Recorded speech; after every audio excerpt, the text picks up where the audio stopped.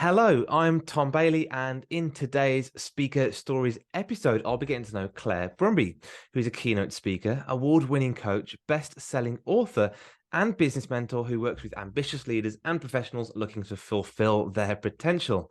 So, Claire, hello, and a very warm welcome to today's episode. Hi, Tom.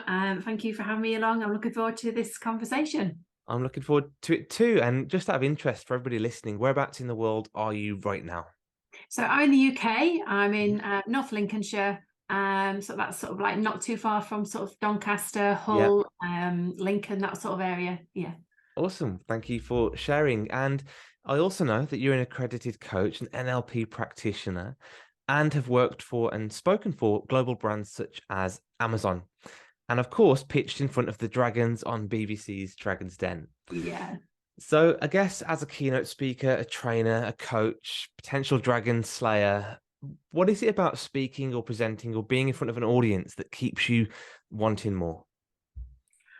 It's the impact. It's the impact that we can make as a speaker to help people navigate and fathom through where they're wanting to go.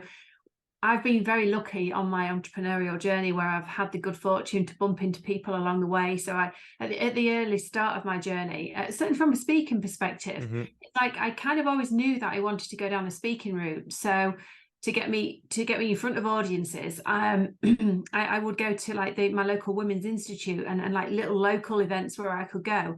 That was back in my FMCG days with a brand that I founded. And I realized then at that point when I was delivering and when I was speaking, the impact it can make and the way you can light someone's day up and the way you can change their perspective and add extra things to them. So that's what keeps me going because I know the impact. Without fail, every time I speak somewhere, so I recently spoke for Virgin Media and Kellogg's, and without fail, and ASDA, I always get somebody contact me privately and they say, thank you so much for sharing XYZ because I'm going through something at the moment and that's really helped my perspective. And it's knowing the impact, and that makes me feel so privileged to be able to do this. And it just feeds you want to be able to do more and more and more and keep helping people. I love that answer. And I guess, it's only a certain small percentage that you actually hear from, but that ripple effect could be huge and they could go on to share that message with other people. Yeah, so I love that. I recently spoke for a university, and one of the students' parents got in touch and shared with me the impact when the student had got home. And that was really powerful because that was so transformative, because I knew there and then that I had really helped a young person and I'd also really helped the parent involved as well. And as a parent of 3 myself, when your kids are happy, you're happy. So that one was really special to me, to know that I'd had that impact. But like you say, the ripples, you just don't know. I mean, I've been to events, again, like, my early entrepreneurial days, and I've heard people say certain things, or I've had the, good fortune to bump into people and they've shared little nuggets with me, and I've been able to carry them and implement, and they've impacted how I operate and what I do. So I think that you'll never ever know the full impact and ripples. No. You just won't. And again, it's that. So it's the excitement, it's the knowing that you're making an impact, and yeah, it's just, I love it. and you mentioned that you always knew from the FMCG days that you wanted to be a speaker. And what about before that? So what about back in school, university?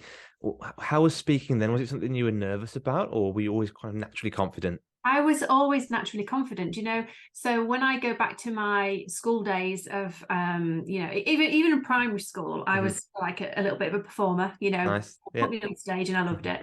And then in my GCSE days, I took drama as a GCSE. Then I went on to do A-level, but I dropped out of college, and that's where my education ended. Yeah.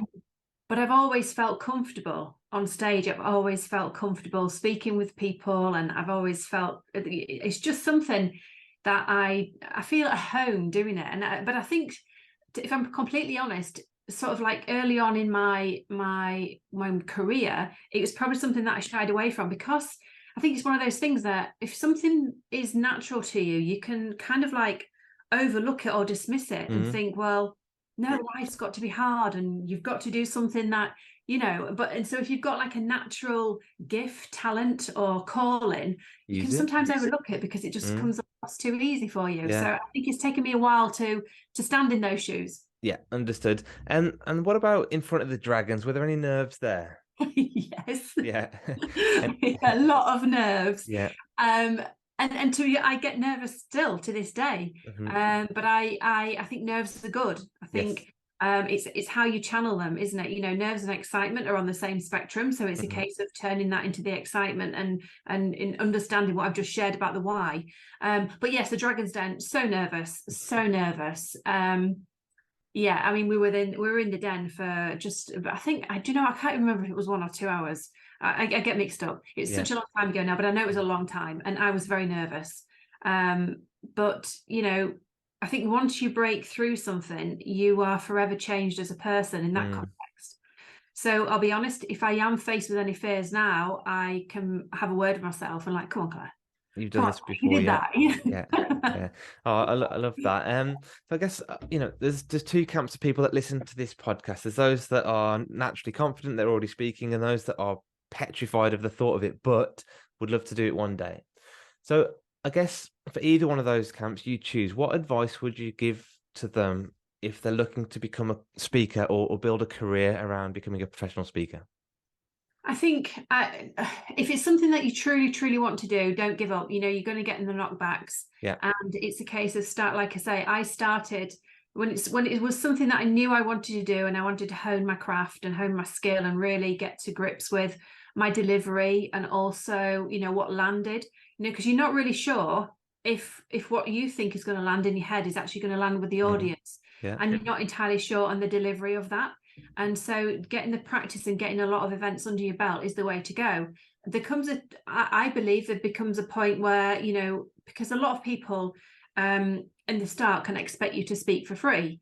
Now, I think it's a great thing in the early days when you're building your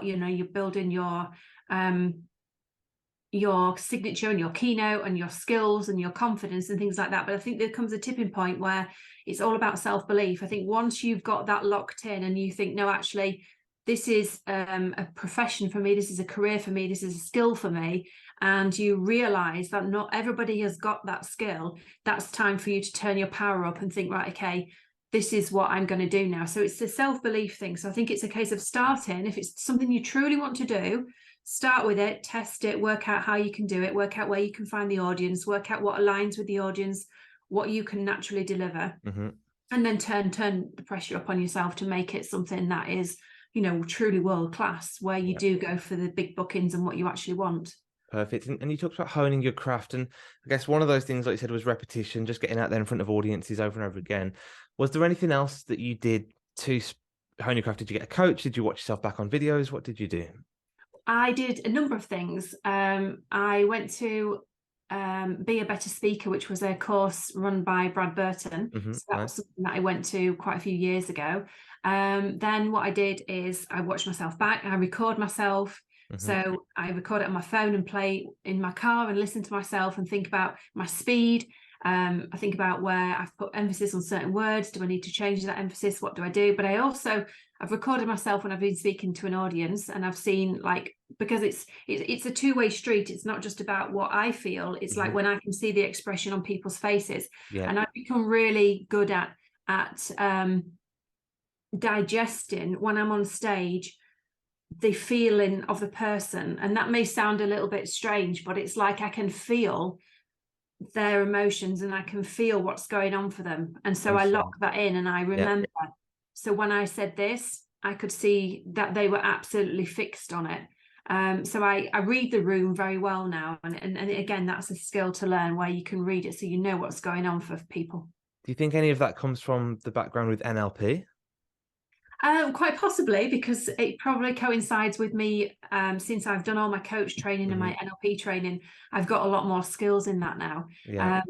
I think, to be honest, it's a case of, do you know what? I think, to put it in a nutshell for absolutely anybody, I think it's a real case of going inside yourself and truly understanding your values, your beliefs, what makes you tick.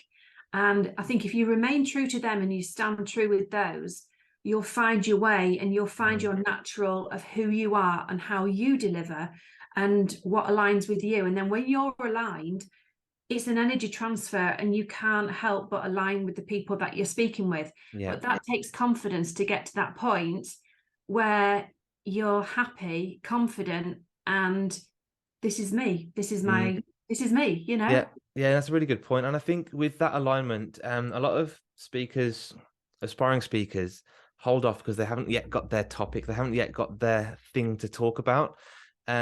And sometimes they go searching for it, and they research and then talk about that, but they don't have that connection and alignment. So I guess, how important is it choosing a topic that also aligns with your values and your I think strengths? it's very, very important. I think it is so important, because I think if you're not, I mean, like I say, in the early days, I literally would talk about my journey, but at that point, there wasn't much of a journey. Yeah, understood. I hadn't done Dragon's Den at that point. I hadn't, pitched to some of the major retailers. I hadn't exited the brand. I hadn't written my book. I wasn't a best-selling author. So, but had I have waited to be the person I am now before I started speaking, then I would have kind of wasted the 10 years of this journey where I've learnt all these skills. So I think you've got to start, but you can't, I don't believe, talk about something that you don't have an alignment with. No. I think it's you've got to be honest and truthful with yourself. You've got to be honest and truthful with yourself to stand by what you want. Everybody's got a passion. We're passionate about something. So I'm passionate about people really owning their own power, like standing solid in the power, being true to themselves and going for what they want to achieve, and taking the blinkers off, and really unleashing their internal potential. I am so passionate about that. And that's where the mindset comes in. That's where the performance comes in. That's where all these things come in. And I do pull on my backstory. Anything is possible if you've got enough nerve is my keynote.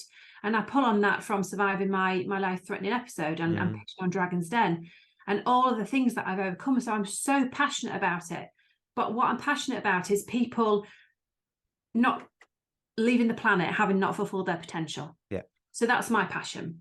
Yeah. So somebody else would be passionate about something else. So it's about finding your passion, really embodying it, and then having that confidence to go out there and spread the message. Because everybody needs to hear whatever your message is. They need to hear. Yeah, and I think go back to the very beginning of what you said at the beginning was once you found that message, just really making sure that the audience gets something out of it. It's the value that they can take, because you can't just stand and tell your story and just get people to feel sorry for you or to clap, it's what's in it for me as well. Story. Totally. It's the value, what value is in there? What are the takeaways? How is what I'm about to deliver going to impact somebody's life forevermore? Yeah. And when I know I'm doing that and I know I've done that, then that fills me up. Yeah, I love that. I think it is still topical. It's still going around. We've just had a global pandemic quite recently that shut down the speaking industry. How did you pivot during that time? And I guess, what would you take from that virtual pivot that you might want to carry on going forward? Well, I'm a bit of a new Zoom ninja. I think we've all become so adept at delivering online. I think it really taught me the different nuances to presenting online, because I've done some keynotes, virtually. I think it's opened the world up. So I think no matter what the curveball is, there's a silver lining, and it's about finding that silver lining for you. So for me, it was about being able to reach further around the world. It was about being able to not have to spend a day traveling to get somewhere, so I could still have the impact that I've just spoken about. So there were lots of things there, and again, it's like I say, there's a different nuance to presenting online. There's something different about it, the energy exchange. So it's about learning how to do that. So that's what I did. I realized, well, actually the opportunity here is to go more global and potentially faster than it would have taken me had it not been for that. And then really learn how the difference in the camera is as opposed to the room. I mean, I'll be absolutely honest, I am an in-person person. Yeah, of course. I absolutely love in person far more than I think I will ever love online. But I'm pleased that and grateful that the blend is there. Good, excellent, perfect. And I think just a couple more questions just to round off, I guess. Something that I always like to ask is, what's next? Is there a big stage? Is there an audience size? Is there something that you really want to try and push towards over the coming years? Oh gosh, yes, lots, Yeah, lots and lots. lots and lots. Is there anything relating to speaking or Yes, any yeah. ambitious So, goals? Yeah. so I I want to write. I am going to write another book, so that's Right. going to be published. But then, in terms of speaking, so the book and my speaking will dovetail together in a really nice way.